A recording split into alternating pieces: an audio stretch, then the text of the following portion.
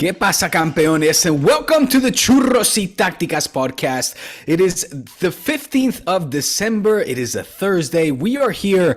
I'm not entirely sure if this is for Patreons, Kiyan, to be really honest or not.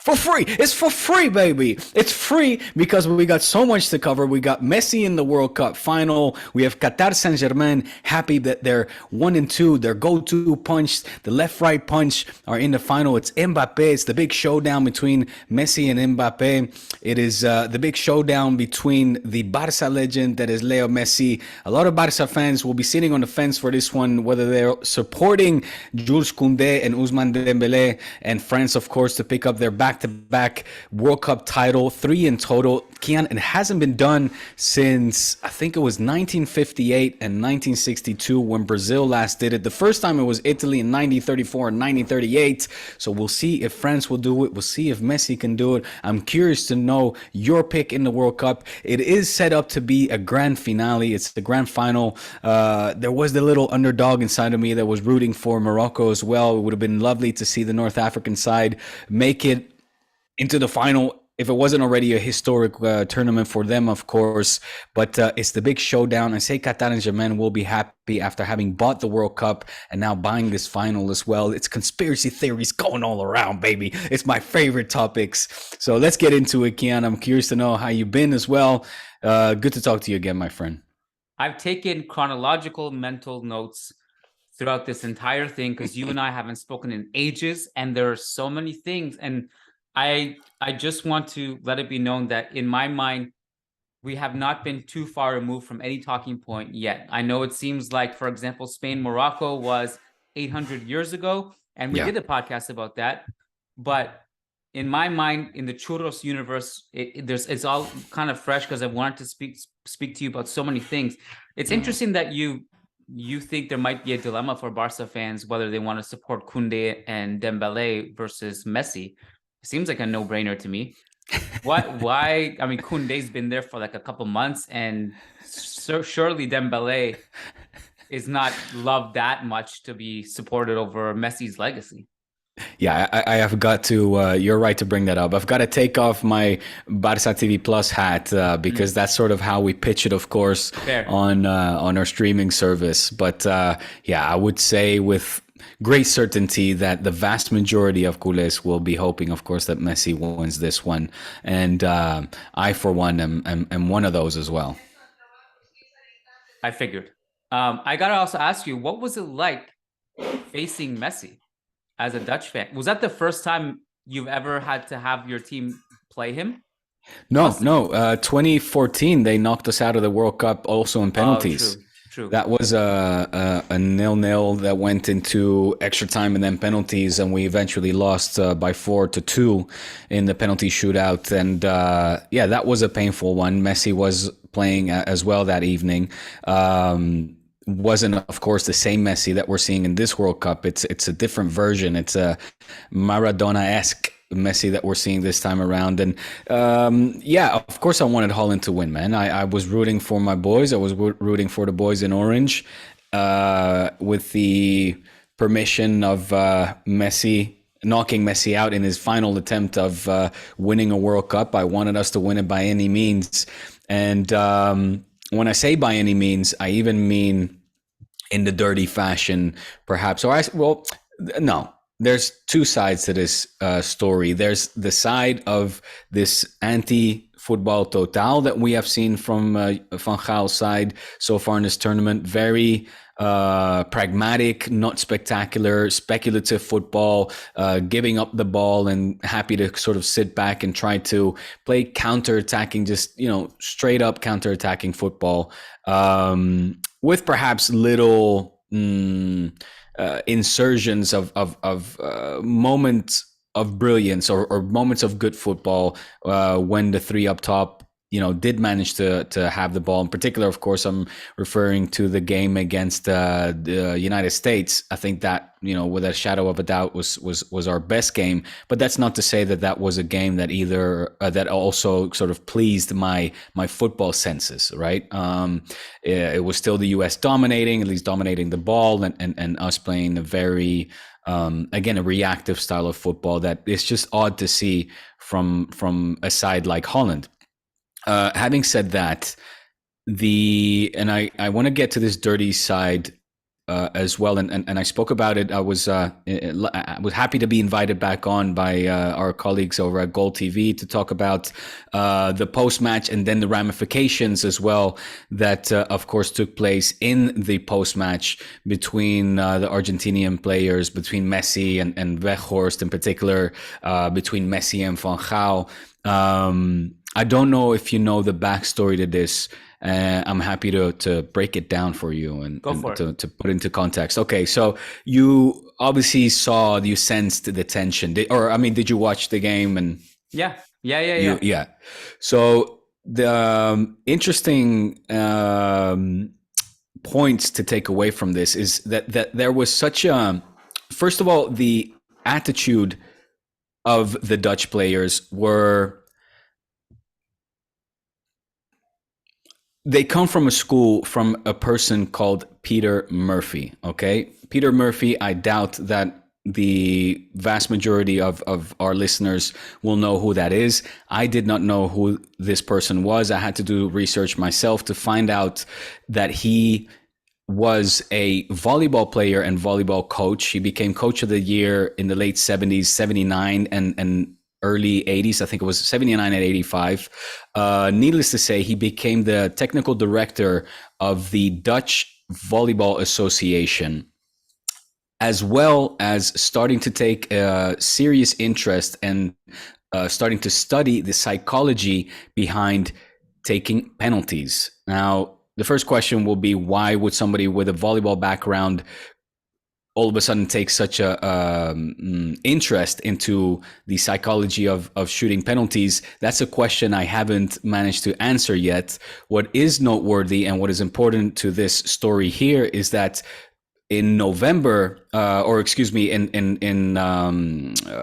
September it was, leading up to this tournament, Van Gaal hired this Peter Murphy, somebody from South Holland, and basically hired his services to teach the Dutch players, everything that he had found out from the time that he started to study this psychological aspect of shooting penalties, which he started in the 90s, right? One of the things that he started to really kind of instill within the Dutch squad was to intimidate and even embarrass the opposing team when it came to taking penalties. So, we all saw the pictures of the Argentinian players mocking and in a very classless and tasteless way, sort of, mock Holland, the Dutch players, for having failed in the penalty shootout and them advancing to the next round. For me, initially, obviously, I was, me, right, Kiyan? I'm passionate, therefore I'm emotional, as we've often seen on this podcast when it comes to teams that I hold dear to my heart. Holland, in that sense, is no different. So initially, I left with a very bad taste. Also, when seeing Messi talk to Weghorst in a very condescending way, until I found out the backstory to this of Peter Murphy, where he had instructed and taught the Dutch players to be overly aggressive, to try to intimidate and as the Dutch newspaper outlet put it, even try to embarrass the rival opponents, in this case Argentina. That for me was, a practice that I guess had it worked out, we would have hailed Van Gaal again, probably as a tactical genius, or in this case, winning the mind battle. The mind battle between Argentina and the Dutch squad. However, because it didn't work out, and also because of the memory that still lingers in my mind from the 2010 final between Holland and Spain, where also in that final we saw a Dutch side that was very aggressive. We all probably remember Nigel de Jong's karate kick into Xabi Alonso's chest. These are kind of attitudes and characteristics or attributes that I would prefer us to stray away from and not have to fall back to in order to advance to the big objective, of course, which is for Holland finally to win a World Cup after 3 finals, 2 semifinals. We're all the Dutch audience, we're all desperate for Holland to win a World Cup and kind of, cement our place amongst the elite. Although, you could argue whether we do or we don't, given the style of football that we introduced. However, I would love it to be done in the right way. And we can have a long argument to talk about, what is the right way, etc. But the fact that this game will be remembered as also a game that has picked up a record amount of yellow cards, 19, if I'm not mistaken. It was a game, and mind you, this is a side note, a record that Holland already had the honor of holding. If you might remember 2006, something that was deemed or called the Battle of Nuremberg, Kiyan, in 2006, in the round of 16s between Holland and Portugal. Cristiano was in the mix of it. Anyway, the record then was set, I believe, at 17 yellow cards. Now it's 19 again. This honor falling to Holland. So for me, it's sad to see that we're seeing Holland really kind of stray away from this beautiful football, this football total that initially we were characterized. As of and the style of play right now. I don't want to bang on too long because we have a lot to discuss and little time. If you add to that, these ingredients, if you add to that the ingredients as well of Van Gaal's history with Argentines, we saw Messi do the famous Riquelme Topo Gigio after he scored the penalty that was aimed at Louis van Gaal, and that was aimed at him being very dismissive. Mind you, this is when Riquelme came, when Van Gaal was put in as coach, the big star signing, when Van Gaal told Riquelme, you weren't a signing of mine, you're a political signing. If you want to play for me, you're going to have to listen to me, abide by my rules, and you will play in the position that I tell you to play. Eventually, of course, that only lasted for a season because then Riquelme went to Villarreal. The relationship between was very sour, was very bad.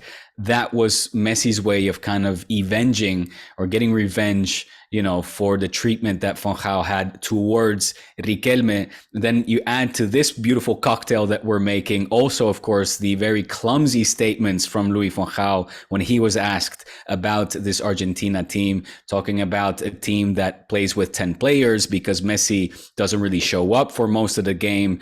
He's not a player that as a number 9, he would like to use in a system because, again, he wants somebody that sacrifices for the team, et cetera, et cetera. So there were a lot of clumsy statements also put out there by Louis van Gaal, inadvertently or not. You don't want to feed the beast with more fuel.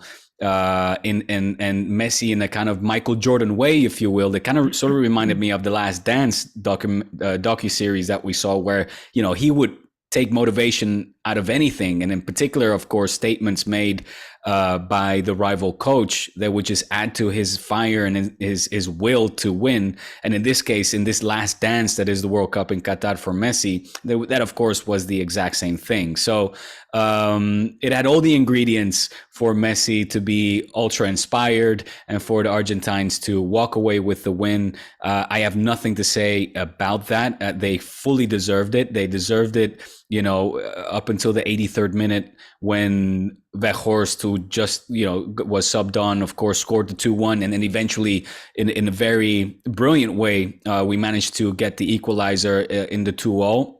Which was fantastic. It was emotional. It was great. But even in extra time, it was Argentina that took the lead. It was Argentina that created the chances. So I have no beef with Argentina going through, nor do I have beef with the players for mocking the Dutch squad after winning in the penalties. For me, it was completely justified given the instructions of, people like Peter Murphy and the whole everything basically leading up to this game. Trash talk works until you come up against the wrong opponent. I can trash talk my son when I play him in soccer. If you put me on a World Cup pitch, I'm not saying a word. This is interesting because, and that's why Michael Jordan can trash talk, because no one can have the upper hand over him. Some of the players who are notorious trash talkers, like Gary Payton, although Gary Payton, I think, did as respectable job as you can on Michael Jordan defensively, but so many other people like just can't hold the candle. You can't trash talk. This penalty shootout actually reminded me of the Copa America, I think, semifinal penalty. I don't know if it was semifinals or another round penalty shootout against Colombia, where that was a game where Yeri Mina included. Right. They were yes. just trash talking Argentina like crazy. And we can talk about, there's the Messi factor, but Emiliano Martinez, the goalkeeper, I just remember thrived when they were talking shit to him. And he went to like just superstar level. And the same thing happened in this penalty shootout. And then he's fired up. I just feel like, you can't piss off the wrong people, obviously. And it'll be to your detriment. First of all, without even knowing that backstory of Peter Murphy, that all news to me. A quick Google search while you were talking shows that he was Canadian. So he missed the memo that Canadians don't do that.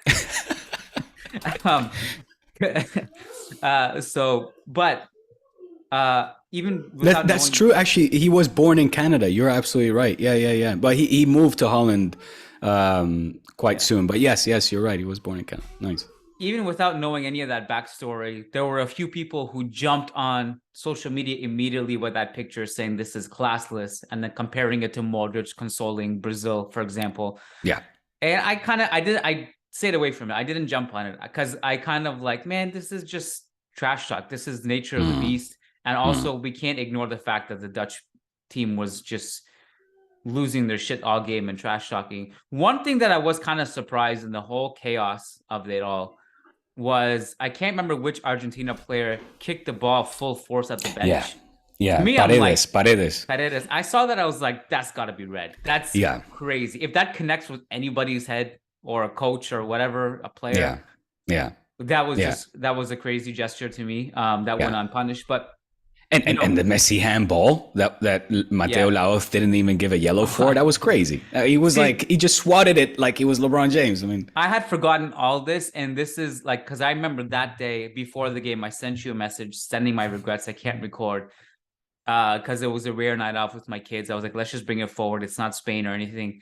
And after watching the game, I was like, really, that was a game we should have talked about while the iron was hot and just struck, because that was an insane game to cover. And I scared my kids when the Netherlands scored the free kick in the last second. The way they scored it, I went crazy, and my kids were like, "You scared me! I'm like, that was a crazy moment too. But listen,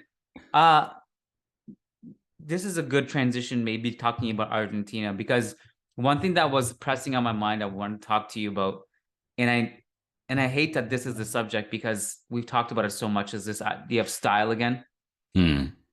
And I just wanted to bring some tension to the podcast now. Okay. Which is a question. I'll start from a question from a patron that came in, and this is I just want to poke you a little bit, because I after we finished recording that Spain-Morocco podcast, I was watching it again because I wanted to put out a clip. It was a patron podcast, I think. So I was putting out a clip for YouTube. I always put out at least one free clip on YouTube from the patron podcast if I can. Yeah. And the one I put up was, you were talking about, like, what Morocco's doing is nothing new, and defensive football and all this. And I came away thinking, because I went and watched it back again too, because I was writing about it. And then there was the whole Rodri quote, which I think I didn't see until after, about Morocco. And I just have this hot take that I think Spain played defensive football that game too. They were just passing it between their center backs, and that's just another form of defense. And it's a strike contrast to, like, if let's say Brazil have the ball going against, it's not even, you can talk about the personnel, like Spain doesn't have the Vinicius or whatever. And in my opinion, they had Ansu Fati on the bench. They can't use that as an excuse, because they had such a player who could break the lines. They had him. but they just weren't incisive enough. And I just felt coming away from that podcast feeling that we disrespected Morocco a little bit too much. So but I just wanted to, this is a question from Adrian Rios, and it says, can we give Diego a segment where he talks about the 39% possession that Argentina had, and they've been thriving as a counterattacking team most of the tournament? The tiki-taka possession-loving Kool-Aid, Kool-Aids, plural, must be fuming.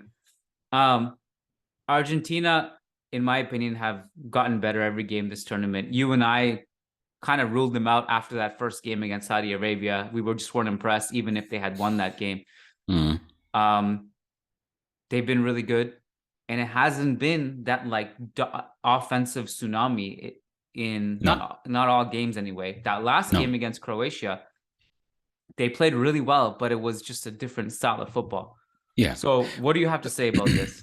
Well, listen, what I have to say is that the success, the road to success, and why even I would imagine a coach like such an experienced coach as Louis van Gaal opted or has been opting for a speculative and reactive style of football, is because I think, and I don't have the stats to prove that, but playing that style of football is, you put yourself less at risk, right? You're less vulnerable.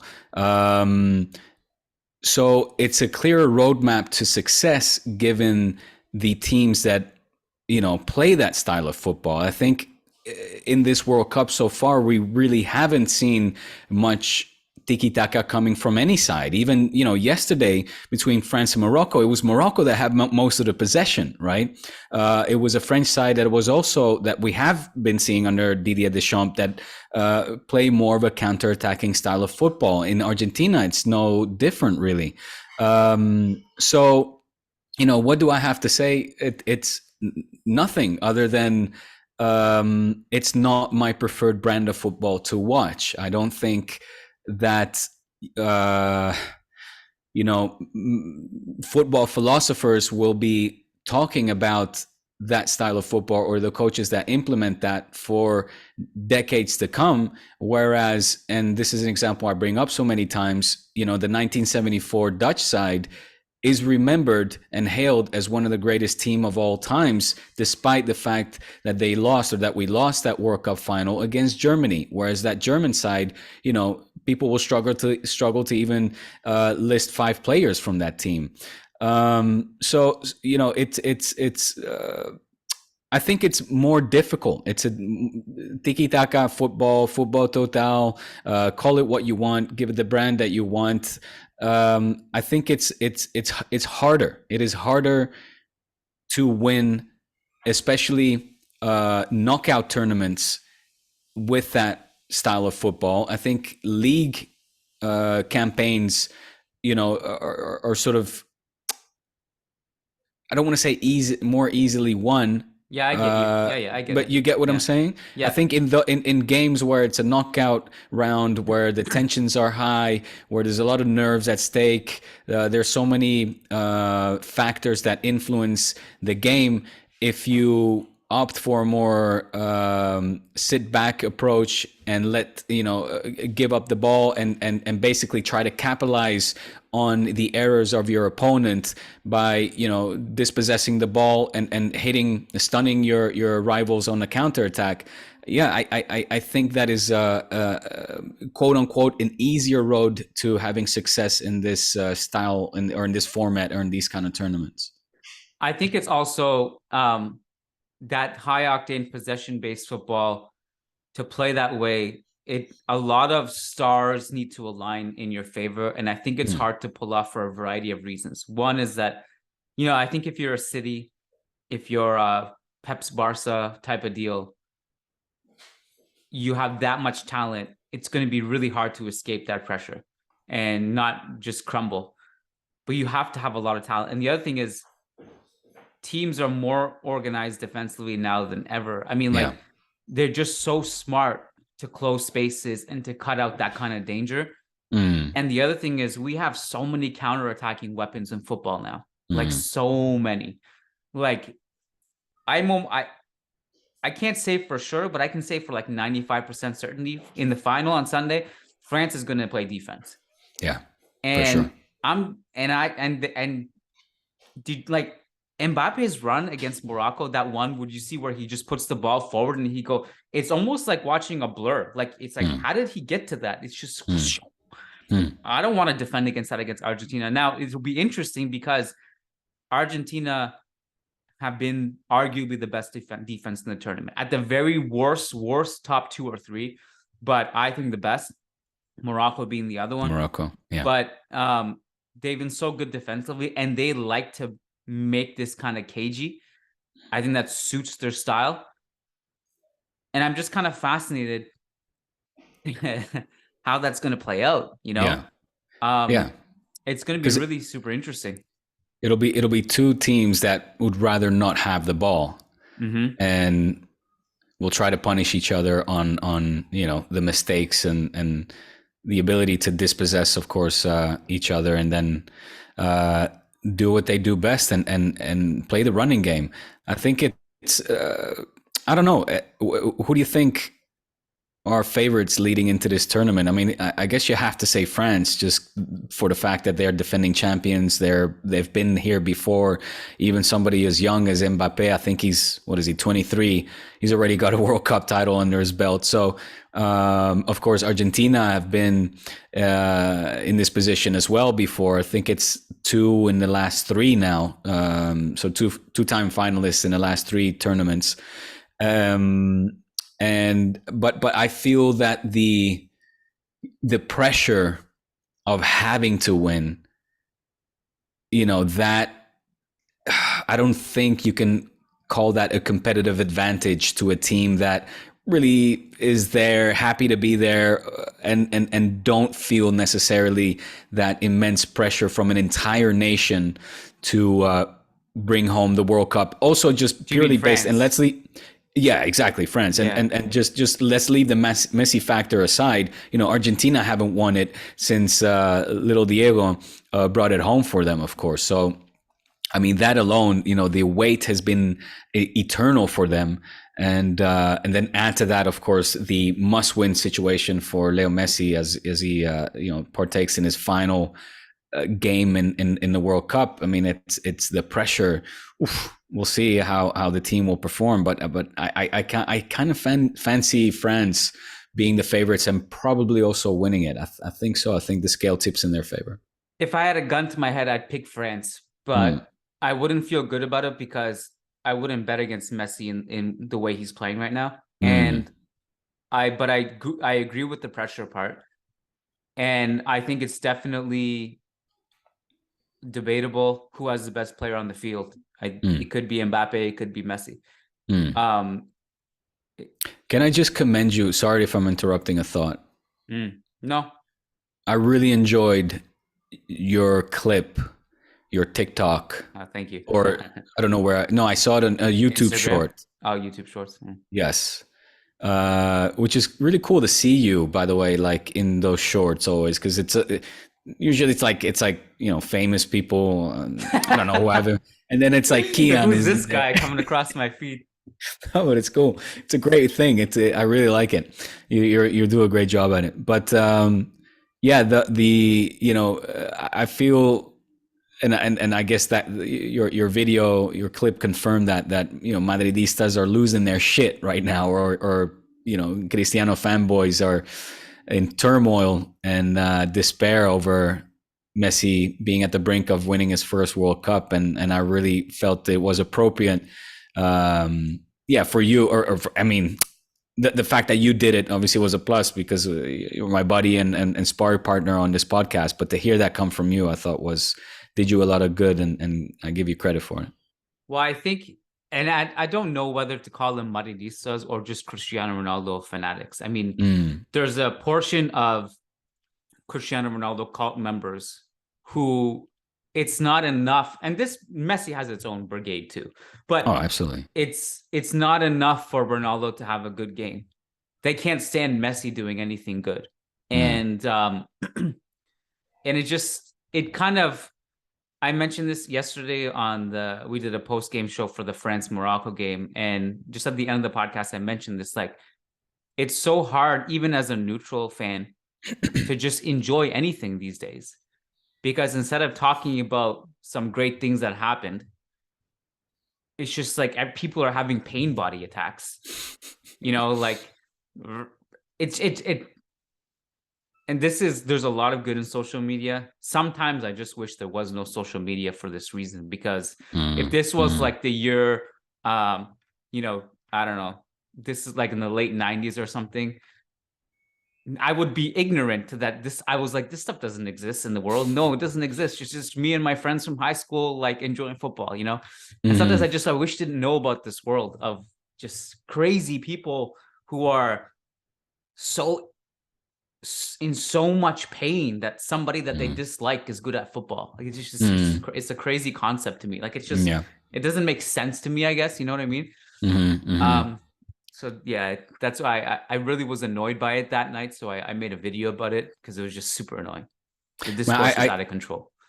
I included Madridistas, and yeah, you're absolutely right. The reason I included them right about the discourse being out of control is because, prominent Real Madrid journalists, I say prominent, like Tomás Roncero, but also en Marca, Edu Aguirre, of course, as well. There were articles being put out on how literally, they do not want Messi to win this World Cup. So it's there's a clip of Jose Luis Sanchez floating around. I don't know if you saw that. No. During the game, and like, all right, when Messi's doing his thing against Guardiola, he's just shaking his head and like basically swearing, and it's funny. Can't take it. Yeah, I mean, look, dude, it's Messi's playing inspired football right now, and although, like I said, I would have wanted, of course, Holland to have a run at the World Cup title, the fact that Messi is now at the brink of winning it, I do hope that he gets it. Of course, I hope that he gets it. And even more so when we see him, play this kind of football where he himself can just, generate something out of nothing. And it starts from, pretty much the halfway line, taking Guardiol, that's how we're pronouncing that, right? For a run, and then giving him the little shimmy, shake and bake, and setting up Julian Alvarez for a goal. And I loved as well the reaction from the Argentinian players. I mean, them just, paying homage and sort of holding the hands to their head, going, what are we just witnessing? What did we just see? And you can only describe it as Maradona-esque, right? And the only thing for me, at least, that separates Maradona from Messi is that, and I was almost going to say this kid, because he still feels so young to me, but this player has been doing it consistently for 17 years, whereas Maradona, from the legends that we heard and see and read, and luckily for me, for a very brief period, got to see myself, although it was pretty much his demise in 1990, 1994. We would see that sporadically coming from him. And that, for me, is of course the big difference and the separating factor for why I put Messi above Diego Maradona and anybody else for that matter. Well, I really, really wish we saw a version of Maradona that really, really cared to take care of himself. Right. Yeah. Because he was so fucking good. So he was such a monster. Like, he was so, like, the numbers at Napoli, what he did in the World Cup. It, like, I don't know if you saw this, but one of these stats websites, I don't know if it was Opta or someone else, put out a list of most fouled players in a World Cup ever or something. Did you see that? No. Messi's was like at 60 something for this World Cup or something. Okay. And that was the second most ever. Guess who was number one? Maradona. Why? Maradona, obviously, yeah. The number was 152. It was either 125 or 152. Either way, it's insane. Like, that's insane. More than double. And those are called fouls, you know. In those days, in the 80s, they didn't call half of it. So yeah. So imagine just how good you have to be that literally people just have to break you in half to. Yeah. So I wish we saw that version of Maradona. So this is interesting. I mean, GOAT debates are boring, and that's what it was. It was like, you know, that night everyone's like, oh well, it's settled. It's settled now. This is the first time in many years that he's put to bed some of these issues of stepping up when it matters, because he's been stepping up all World Cup when his team have needed him. I just would say I'm super, super worried about the state of social media. If, God forbid, he misses a penalty in the final or misses an open net or something like that, it's going to come back like a boomerang. Yeah. They're coming. Everybody's coming with their guns. Yeah, of course they'll be vicious, and it's to be expected. They'll have their moment to, you know, in their minds and in their view, at least, to continue to prolong this GOAT debate discussion. I mean, you can call me biased. I have no problem with that. I mean, I clearly am. You know, for me, there is no discussion. You and we've discussed it. I don't know if your opinion has changed or swayed at all, where you put him. And I'd be interesting to hear that. But, you know, for me, whether he wins or loses, this tournament has been Messi's tournament. He has led this Argentina side, in my view, at least. You know, he carried it by himself. You talked about him, you know, showing up in the big moments, scoring the penalties, providing the assists. He's been doing it all, and you know, he's breaking records as well. I mean, he's now taken over Lothar Matthäus as the player with the most World Cup games under his belt. He's now become also Argentina's top goal scorer, surpassing Diego Maradona and Gabriel Batistuta. It's, you know,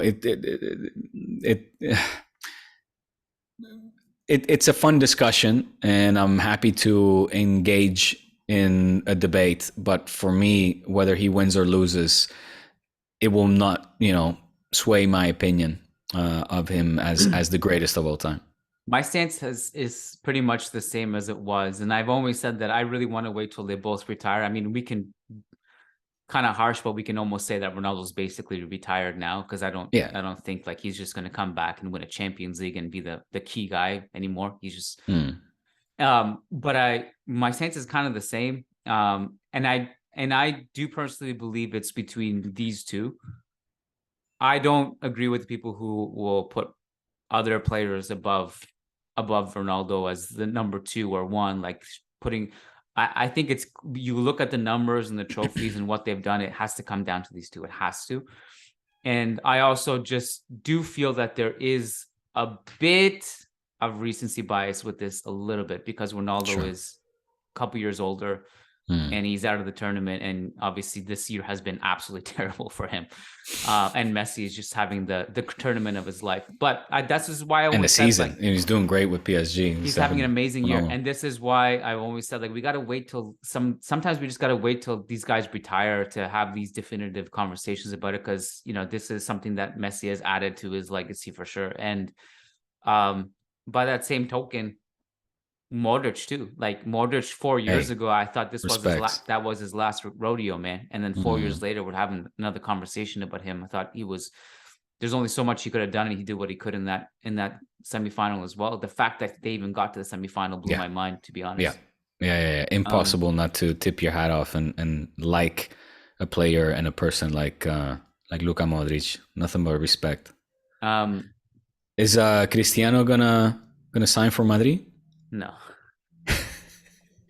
He won't. I mean, why? Because of the training thing? Yeah. Nah. From what I know, he was just there because he was in Madrid because he has a house there. And he has good relationships with the club. He wants to stay in shape, and he's training there. That was it. How does that make you feel, seeing him wear the training kit, but the supporting the badge once again? I mean, it definitely invokes some feelings and nostalgia. I mean, him in that shirt was just iconic. It's like so much success happened with that image. So yeah, it's impossible not to feel something, but certainly I think the ship has sailed. And Yeah, Hey, you guys got. Well, I was going to say bigger and better things to look forward to, but maybe that's definitely speaking ahead of time. But Endrick signing, I don't know the official numbers. Not sure if it's 35 plus 25. 25 Initially, it was 35 plus 25. Yeah. okay. So the 72 million is off the table. It's off the table. That was also confirmed to me by his agent. Okay. But it is also the figure. I mean, they still have to pay it, so it's not like we pretend it doesn't exist. But there was 12 million in taxes on top of that. That kind of made it a little bit conflated, but it's a lot still. But it's not like the crazy number we initially thought it was. And the train of thinking is like, well, if you wait for another 2-3 years, PSG will just come in and there's more competition and he'll be more expensive, and Real Madrid can't compete with some of these big guns anymore like they used to. Yeah. So it does seem like Papa Flo really has some PTSD of missing out on Dino and Neymar in the day. I mean, he's been on just a ruthless mission in signing all the Brazilian young talents. Well, Dino was completely his fault for missing out on, and then Neymar, he just, with all due respect, there was some shady shit going on with Barca at that time. Hey, it's all cleared now, though. The case, Neymar, the case has now been closed. This is the second case, mind you. So we gotta give validity to that. Yeah, I mean, and ever since missing out on Neymar, he basically had his head scout just go to Brazil and get all of them, swoop them up in the net, and if they're great, then great, and if they're not great, then we deal with it later. Just get them all. Let's see. Get them in. So where does this leave you? Because I know obviously after Mbappe, the whole saga, the no-show, a lot of hopes were set that in a few years' time, Haaland would arrive and settle into the white capital. But that kind of, now with the signing of Endrick, I would imagine that puts a dent into that hope, no? The way it was explained to me by someone, a very close source to the situation, was that it'll come down to how good Endrick is. Basically, they told him they didn't tell him that he didn't come because Real Madrid don't have Haaland or they're not going to sign him. But basically, they said, if you turn out to be as good as like Vinicius, like we don't need to sign a left winger now because Vinicius is amazing. If you turn out to be that good, we don't need to sign a striker. But we'll probably sign a backup to, because you can't play every game. And that's the way it was explained to me. And I don't know. Like it's really hard to say what's going to happen in 2 years also, because let's say if in 2 years Benzema's kind of like a Dzeko or a late career Ibrahimovic, that's a really good backup striker to have, so maybe he sticks around for a couple more years in a lesser role and he's your backup. So that could work. Or maybe Rodrigo's really good as false nine. That could work. That's your backup right there. Also, I hate bringing this up because they've been talking about it nonstop for the past week. But this Mbappe Real Madrid thing is going to come back. That's another boomerang that's going to come back. Yeah. It's funny because, when he rejected us in the summertime, everyone was like, fuck that guy. Now the way he's playing now, it's like they're pretending that never happened this summer. They're just turning their head this way. What Mbappe did? What? Something happened this summer? Like they just completely have forgotten about it. Yeah. Well, I mean, look, I remember you and I sort of discussed that as well, and I don't remember your exact feelings or quotes on the day, but we did sort of, agreed that if he does end up coming after a few goals, everything will be long forgotten and forgiven, for that matter. Everything in any situation, I think, is forgiven once you're that good, I think. Yeah. I just want to a note about Mbappe as on a footballing level. obviously he's a different kind of profile to like Messi and Ronaldo. He's not the same kind of player, or Haaland for that matter, or some of these great players we've seen. I don't know if I've seen anything quite like him. Maybe since the Ronaldo Nazario days at his peak before his injury. The burst of speed and the agility, the way he turns, it's like a mutant. It's like watching a mutant navigate a football. I'm just so quick, so agile. Yeah. The agility is what blows my mind often. The change of pace, all that Change stuff of pace, is mind blowing. Special player. Yeah, I don't know how it unfolds, to be honest, but I won't rule it out. Yeah, it's going to be interesting because, I mean, he did a bit of a Cristiano himself, of course, not as public and not as disrespectful towards his manager. But, you know, it seems that we have forgotten all of the rumor or the reports where he wanted out. I mean, he said, I want to be gone. Like, I don't want to play for PSG. I want out of my contract. I want to move on. And well, he says promises were not kept and that PSG have breached the contracts, and basically he didn't have the freedom that he thought he would, the power that he thought he would. They promised him signings they never signed. They promised him this coach, that guy, this guy, and they never kept their promises, is what he's saying, from what I understand and read anyway. Yeah. No, it'll be interesting to see, of course, how that will unfold in the golden cage that is QSG, where players come in, but they don't leave unless Al Khalifi wants them to leave. So, no. Yeah. All right. Did we miss anything from all this time we missed? I don't think so. Covered some good ground. We covered, I think we did. I know there's a lot of critical culés looking with envy at this now official signing of Endrick for Real Madrid. For those perhaps quote unquote jealous culés, keep an eye or take a look at a player called Lamine Yamal. He is 16 years of age. He's breaking into the under-19s A squad, has already partaken in the youth champions, or what is it called? The youth league, youth Champions League. I forget. Yeah, UEFA Youth League. UEFA Youth League. Thank you. What's his name? He's Lamine Yamal. Lamine Yamal. Yes. He is a very, very interesting prospect. Like I said, now playing with the under-19 team. And Rafa Marquez has also sort of introduced him into the Barca Athletic team. So little by little, we're going to, I'm sure, or hopefully at least, see more and more from this very young and what is a very talented and exciting player. So, we've got some good things in-house. And the answer to Endrick. The answer. All right. We'll see. Got it. All right, man. This was fun. Good catch-up session. Our next episode will be over on patreon.com/Churros Tácticas. That's where the raw stuff happens. So, and that'll be after the World Cup final at some point. So, yes. And then to preview the second half of the season, I'm imagining, because La Liga starts this month again. That's it. 2 weeks. Yeah. 2 weeks. All right, bro. Good chatting. All right, dude. Yep. Take care. You too, buddy.